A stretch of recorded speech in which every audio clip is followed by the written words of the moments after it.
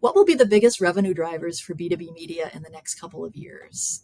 Digital advertising remains strong, but events are coming on strong. And just anecdotally, everybody I talk to, all the CEOs out there in this business, they all say, well, yeah, I mean, events are just going gangbusters. They came back from the pandemic and then some. Can you discuss the role of print for B2B media companies and what factors are driving its continued relevance?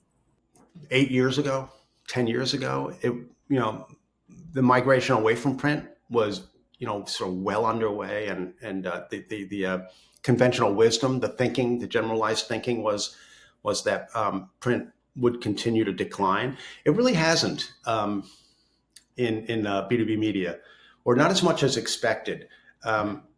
In terms of the top revenue drivers for 2024 that we found, print advertising held its own. It was cited by 24% of respondents this year, 23% last year. So it's holding its own, which suggests that it remains a big part of the revenue portfolio.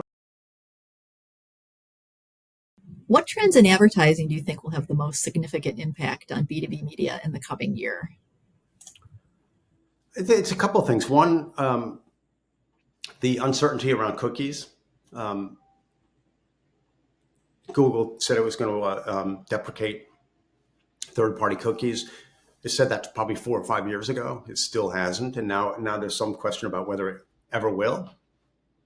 But in the interim, media companies have done a really good job of building their own first-party data. Very, very rich information from which they can then segment their audiences for various marketing purposes. So it's broader than just advertising, but digital advertising now can be, on the front end and the top end, if you will, of lead generation activities.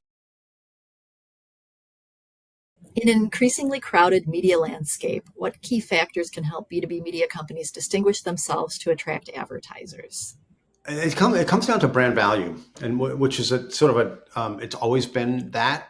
And, it's easy to say, well, the quality of your content defines brand value. And that's all still true, but it's much more complex beneath the surface. So, the quality content is like the price of entry. I mean, you have to have it, or otherwise you will not succeed, right? But then it comes down to a whole bunch of other variables. The strength of the brand, the positioning of the brand, your ability to develop that first party data, which varies, right? The kinds of products that you surround the market with. Are you leveraging everything you can or to scale up your events? And are you then taking your events and developing intelligence about the people who attend them, who might not be subscribers to your print magazine or your email newsletter. So in a sense, like I said, the quality content is where it all starts. But these days, that's, I think, among my members and in the industry beyond, it's like that's almost a given. And then you have to do something tangible with that quality content.